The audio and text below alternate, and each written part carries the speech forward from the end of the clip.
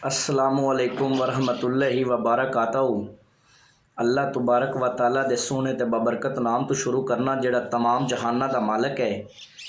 ते मेरे दोस्तों ते भाईओ की हाल चाल है तुहाडा। मैं उम्मीद करना कि तुसी मेरे सारे भाई ठीक ठाक होवोगे ते अल्लाह तबारक व तआला तुहाडे ते हज़ारा निमतां ते बरकतां दा नज़ूल फरमाए। तो चलो दोस्तों अज की कहानी का आगाज़ करने हैं। कहानी कुछ इस तरह है कि एक शायर होंदा है तो शैरो शायरी करदा है। तो जदों वो शैरो शायरी करदा है तो उन्होंने हो जाता है इश्क। जदों इश्क हो जाता है तो उनकी बेकरारी ते बेचैनी वधदी जा रही है तो वो फिर काम की करदा है। वो अपने घर के अंदर एक कपाह का लाउंदा है पौधा। तो जदों कपाह का पौधा लाउंदा है तो उन्होंने जिहड़ा पानी दिंदा है ना, वो पानी दिंदा है अपने आंसुआं दा। तो वो पौधा अज कुछ होर कल कुछ होर दिन ब दिन वो पौधा जवान होंदा जांदा है तो आखिरकार वो जिहड़ा पौधा है ना वो जवान हो जाता है। जदों वो पौधा जवान हो जाता है तो उनके उत्तों जिहड़ा शायर है कपाह उतार लैंदा है तो उनका बनांदा है कपड़ा। उनका कपड़ा बुनदा है। कपड़ा बुन के ते जनाबे के आली फिर उनदे ते अपनी शायरी लिखदा है, अपनी दास्तान लिखदा है, अपने महबूब अल्ले खत लिखदा है। तो जदों खत लिखदा है तो अपने महबूब अल्ले टोर दिंदा है ना, तो उनका महबूब भी खत पढ़दा है। लेकिन उस वक्त उनका जिहड़ा महबूब होंदा है जिंदे नाल उस शायर नूं इश्क होंदा है ना, वो उनदे बारे कोई दिलचस्पी नहीं रखदा। मुख्तसर वक्त गुजरता जा रहा है, उस शायर की बेचैनी बेकरारी बढ़ती जा रही है। तो वह करदा कि अपने महबूब नूं वेखण वास्ते अपने मकान की छत ते जांदा है तो बार बार उन्होंने वेखण की कोशिश करता है। काफ़ी दिनों तो बाद ना जिहड़ा उनका महबूब होंदा है ना, वो भी थोड़ी जी उनदे विच दिलचस्पी लमण वास्ते शुरू कर दिंदा है। तो जदों उनदे बारे दिलचस्पी वो लैंदा है ना, तो मज़ीद दिन गुजर जाते हैं। तो फिर होंदा कि एक रात नूं वो उनका महबूब अपने घर सुत्ता होंदा है तो वो अपने घर शायर है। तो उन्होंने राती ख्वाब आउंदा है।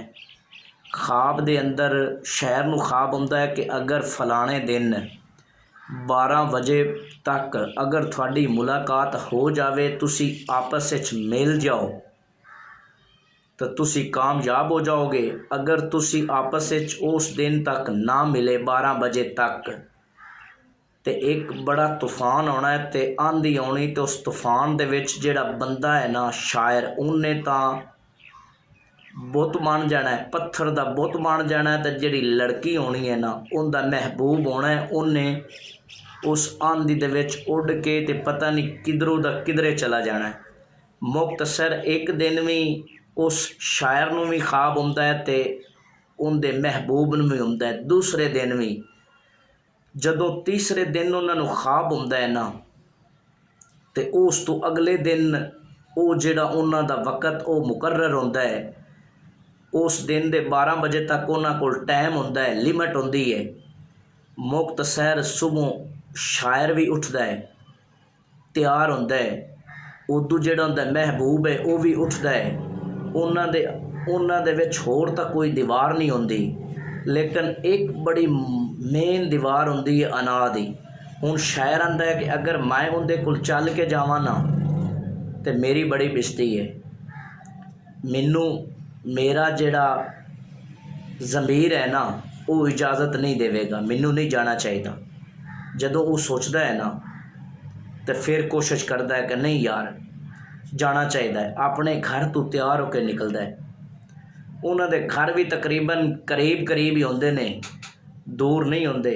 मुख्तसर करा शायर अपने घर तो निकलता है तो शायर का जिहड़ा महबूब होंदा है ना, वो भी अपने घर तो तैयार होकर निकलता है कि अज साडे कोल जिहड़ा वक्त है ना वो बहुत थोड़ा है, तो इस वास्ते सानू एक हो जाना चाहिए।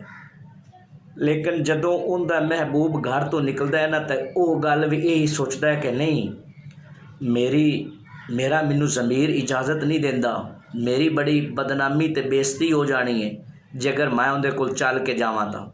ਮੁਕਤਸਰ ਆਪਣੇ ਘਰ ਤੋਂ ਉਹ ਵੀ ਨਿਕਲਦਾ ਹੈ, ਫਿਰ ਉਹਨਾਂ ਨੂੰ ਉਹਨਾਂ ਦੀ ਜਿਹੜੀ ਅਨਾ ਹੈ ਉਹ ਆੜੇ ਆ ਜਾਂਦੀ, ਰੁਕ ਜਾਂਦੇ ਨੇ। ਉਦੋਂ ਵਕਤ ਗੁਜ਼ਰਦਾ ਜਾਂਦਾ ਹੈ, ਥੋੜ੍ਹੀ ਦੇਰ ਤੋਂ ਬਾਅਦ ਉਹ ਸ਼ਾਇਰ ਵੀ ਇੱਕ ਕਦਮ ਚੱਲਦਾ ਹੈ, ਉਦੋਂ ਉਹਦਾ ਮਹਿਬੂਬ ਵੀ ਇੱਕ ਕਦਮ ਚੱਲਦਾ ਹੈ, ਅਤੇ ਫਿਰ ਉਹਨਾਂ ਦੇ ਅੱਗੇ ਉਹ ਅਨਾ ਜਿਹੜੀ ਹੈ, ਉਹ ਬੇਇੱਜ਼ਤੀ ਦਾ ਡਰ, ਉਹ ਬਦਨਾਮੀ ਦਾ ਡਰ ਆ ਜਾਂਦਾ, ਫਿਰ ਰੁਕ ਜਾਂਦੇ ਨੇ। ਮੁਕਤਸਰ ਕਰਾਂ ਇਸ ਤਰ੍ਹਾਂ ਕਰਦਿਆਂ ਉਹ ਟਾਈਮ ਬਿਲਕੁਲ ਕਰੀਬ ਆ ਜਾਂਦਾ ਹੈ। 1 ਤੋਂ 2 ਮਿੰਟ ਰਹਿੰਦੇ ਨੇ, ਉਹਨਾਂ ਦਾ ਜਿਹੜਾ ਵਕਫਾ ਹੁੰਦਾ ਹੈ ਨਾ, ਉਹ ਚੰਦ ਫੁੱਟ ਦਾ ਰਹਿ ਜਾਂਦਾ ਹੈ, ਅਤੇ ਉੱਥੇ ਉਹ ਖੜ੍ਹੇ ਹੋ ਜਾਂਦੇ ਨੇ ਕਿ ਉਹ ਸ਼ਾਇਰ ਆਂਦਾ, ਅਤੇ ਸ਼ਾਇਰ ਪਤਾ ਕੀ ਆਂਦਾ ਹੈ, ਮੈਂ ਇਤਨਾ ਚੱਲ ਕੇ ਘਰੋਂ ਆ ਗਿਆ, ਇਹਨੂੰ ਹੁਣ ਮੇਰੇ ਕੋਲ ਆਉਣਾ ਚਾਹੀਦਾ ਹੈ।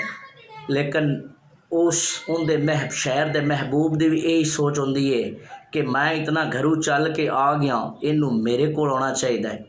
ਮੁਕਤਸਰ ਉਹਨਾਂ ਦੀ ਜਿਹੜੀ ਉਹ ਅਨਾ ਹੈ ਉਹ ਆੜੇ ਆ ਜਾਂਦੀ ਹੈ, ਵਕਤ ਖ਼ਤਮ ਹੋ ਜਾਂਦਾ ਹੈ।